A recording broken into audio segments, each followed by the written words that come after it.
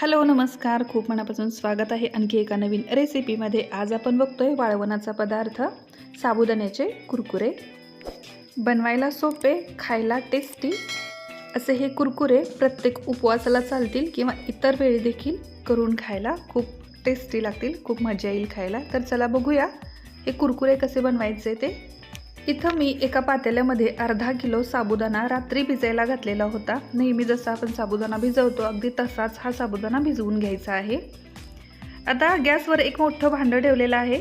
त्यामध्ये जितका साबुदाणा होता तितकंच आपल्याला पाणी घ्यायचं आहे, म्हणजे आपला भिजलेला साबुदाणा आहे तितकं पाणी घ्यायचं आहे। ते पाणी गॅसवर गरम व्हायला ठेवलेलं आहे। तोपर्यंत मिक्सरच्या छोट्या भांड्यामध्ये 4 ते 5 हिरव्या मिरच्या आणि चवीपुरतं मीठ वाटून घ्यायचं आहे। इथं मी या साबुदाण्याला लागणारं मीठ देखील या भांड्यामध्ये घेतलेलं आहे, म्हणजे मिरच्या कमी आहेत पण या मिठामुळे मिरच्या व्यवस्थित वाटल्या जातील। तर ते सगळं वाटून घेऊन बाजूला ठेवून दिलं। इथं आता 2 मोठे बटाटे घेतलेले आहेत शिजलेले। हे सगळे दोन्ही बटाटे खिसणीवरती खिसून घेऊया, म्हणजे यामध्ये मोठ्या बटाट्यांच्या फोडी नाही राहिला पाहिजेत असं आपल्याला हे खिसून घ्यायचं किंवा मॅश करून घ्यायचं आहे।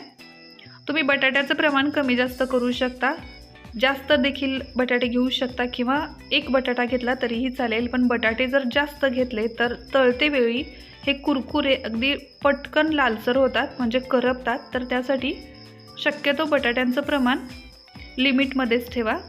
तर आता हे बटाटे देखील मी खिसून घेतले, मॅश करून घेतले आणि आपलं पाणी देखील आता गरम झालेलं आहे, चांगलं उकळायला लागलेलं आहे।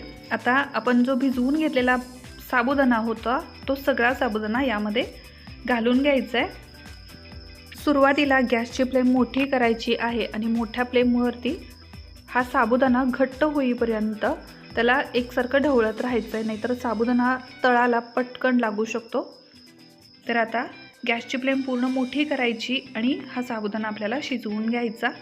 आपण जे मिरचीचं वाटून घेतलेलं होतं ते देखील यामध्ये घालायचं, व्यवस्थित मिक्स करूया। जर तुम्ही हे पापड उपवासाला बनवत असाल तर तुमच्याकडे जिरे खायला चालत असतील उपवासाला तर जिरे यामध्ये घालू शकता। मी फक्त इथं ही मिरची तेवढीच वापरते कारण हे उपवासाचे कुरकुरे आहेत। आणि जर तुम्ही नेहमीसाठी बनवत असाल तर जिरे, तीळ किंवा ओवा, कोथिंबीर देखील तुम्ही यामध्ये घालू शकता, मस्त टेस्टी होतात पापड।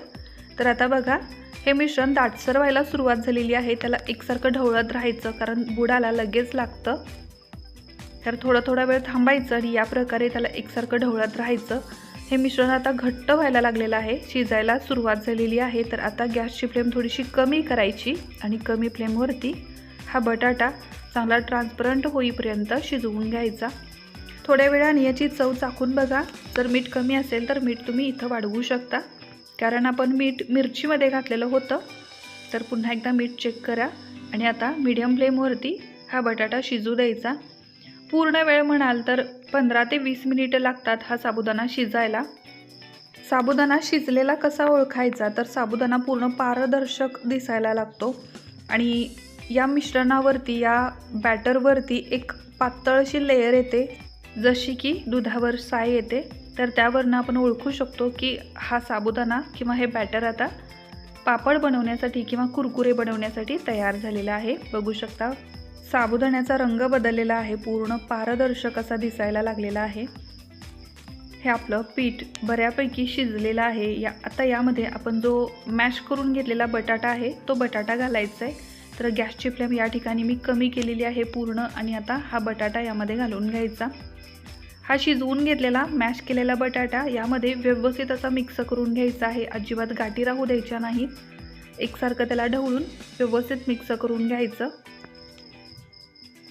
यामध्ये आपण जे मिरचीचं प्रमाण वापरलेलं आहे ते जर जास्त झालं, जास्त तिखट झालं तर आपण हे कुरकुरे जेव्हा तळून घेतो त्यावेळी तिखटामुळं खाट उठतो आणि आपल्याला त्रास होऊ शकतो। तर चवीपुरतं जितक्या मिरच्या तुमच्या तिखट किंवा कमी तिखट असतील त्यानुसार तुम्ही तिखट इथं वापरायचं आहे, किंवा तुम्ही लाल तिखट देखील वापरू शकता किंवा चिली फ्लेक्स देखील वापरू शकता। पण जर जास्त झालं तिखट तर आपल्याला नक्की त्रास होईल त्याचा। तर आता बघा बटाटा पूर्ण व्यवस्थित मिक्स झालेला आहे आणि आपलं हे पीठ देखील चांगलं शिजलेलं आहे। आता मी गॅसची फ्लेम बंद करते गॅस बंद केल्यानंतर भांडं खाली उतरवून घ्यायचं आहे आणि हे पीठ, हे बॅटर आपल्याला थोडंसं थंड होऊ द्यायचं आहे. त्यानंतर आपण कुरकुरे बनवायला घ्यायचे. आता इथं बघा पूर्ण अर्धा ते 1 तासापर्यंत हे थंड होण्यासाठी सोडून दिलेलं होतं आणि आता थंड झाल्यानंतर बऱ्यापैकी घट्ट झालेलं आहे आणि आता कुरकुरे बनवायला चालू करायचं आहे. त्यासाठी इथं मी एक तेलाची मोकळी प्लास्टिक बॅग घेतलेली आहे आणि यामध्ये जसं आपल्याला जमेल तसं थोडं थोडं यामधलं पीठ घ्यायचं आणि पाहिजे त्या आकारामध्ये कुरकुरे बनवायचे. तुम्ही चकलीचा आकार देऊ शकता किंवा लांब पट्टीमध्ये देखील बनवू शकता. तर ज्या आकारात पाहिजे त्या आकारामध्ये या प्लास्टिकला एक छिद्र करायचं आणि आता पाहिजे त्या आकारामध्ये हे कुरकुरे बनवून घ्यायचे. नेहमी जशी आपली चकली असते तसं देखील बनवू शकता, पण हे असे जर कुरकुरे बनवले तर आपल्याला ते डब्यामध्ये घालून ठेवायला किंवा वर्षभर स्टोअर करायला देखील सोपं पडतं. तर हे असे मी सगळे कुरकुरे बनवून घेतले आणि आता पूर्ण दिवसभर हे उन्हामध्ये सोडून द्यायचे. रात्रीच्या वेळी काढून वेगळे करायचे आणि दुसऱ्या दिवशी पुन्हा दिवसभर उन्हामध्ये सुकवून घ्यायचे. आणि त्यानंतर आता मी दाखवते तुम्हाला कसे तयार झालेले आहेत ते. हे बघा, पूर्ण 2 दिवस कडकडीत उन्हामध्ये सुकवून घेतलेले हे कुरकुरे या चकल्या साबुदाण्याच्या तयार झालेल्या आहेत. आता या ज्या पट्ट्या आपण बनवून घेतलेल्या आहेत त्याचे या प्रकारे छोटे छोटे तुकडे करून घ्यायचे. शक्यतो एकाच आकारात बनवून घ्या, म्हणजे दिसायला देखील छान दिसतील आणि आपल्याला तळून घ्यायला देखील बरं होईल. तर या प्रकारे छोट्या छोट्या आकारांमध्ये मी त्याचे तुकडे करून घेते. गॅसवर तेल गरम होण्यासाठी ठेवलेलं आहे. तळून देखील दाखवते लगेच. जसे आपले नेहमीचे कुरडया किंवा चकली तळून घेतो, पापड तळून घेतो, अगदी तसेच हे देखील तळून घ्यायचे. खूप टेस्टी लागतात खायला, बनवायला सोपे आहेत, उपवासासाठी खूप स्पेशल आहेत. तर नक्की ट्राय करून बघा. आजची माझी रेसिपी कशी वाटली ते कमेंट करून नक्की सांगा मला. चॅनेलला सबस्क्राईब केलेलं नसेल तर सबस्क्राईब करा, त्यासमोर येणारं बेल आयकॉन प्रेस करा. कमेंट करायला विसरू नका कशी वाटली रेसिपी. थँक्यू.